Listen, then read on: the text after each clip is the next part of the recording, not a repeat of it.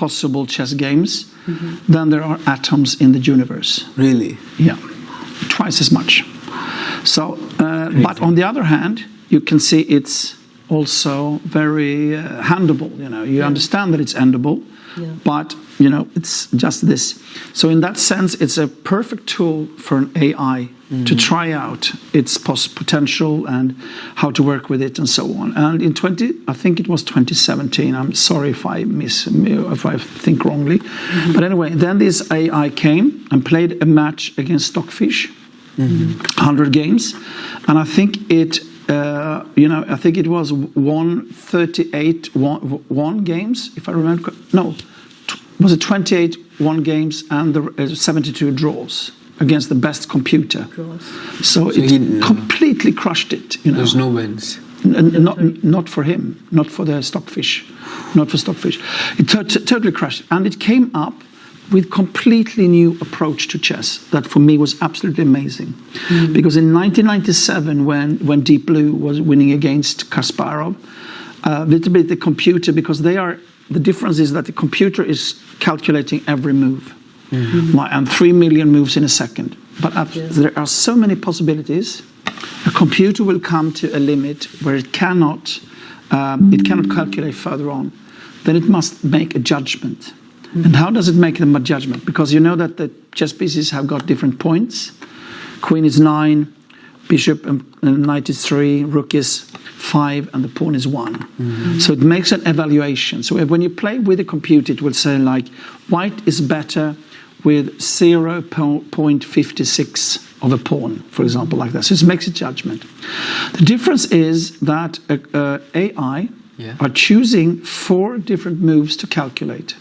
And when I say calculate, it means that it's playing this move and playing games with itself. Like 1,000 games in a second or something like that. 1,000 in a second? Yes, like, you know, you have like 4 different moves and then 1,000 games in a second. And after a while, it makes a judgment.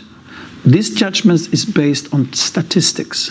So it says, like, so instead of saying you are in the lead with 0.56 of a pawn, it will say, with this move, you have 62% chance of winning.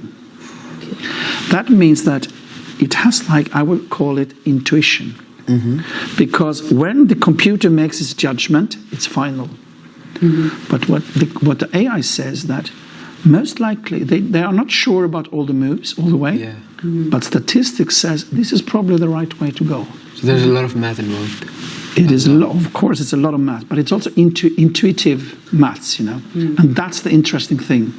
And suddenly, also, then of course, it's changed the games. Like it showed that space.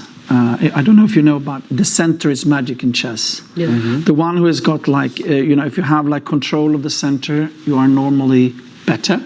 But what the AI could show, it's actually more important than the computer and human beings understood from before.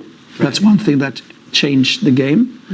So some of the openings we saw before, like the King's Indian, the French, and the Caro-Kann, almost stopped playing because the AI showed that this is not a good move. The second thing that it was showing is that actually you can use your pawns on the A file and the H file in a new way, because it can take space again. So actually they're giving us trainers also an understanding that chess is more complex than we thought, you know, and the computer was not completely right about how to play and how to think. And in that sense, for me at least, AI gave me hope. Because I realized there are more into it than the computer said with just this kind of hard calculation. So now that you said that, I'm pretty sure you really love playing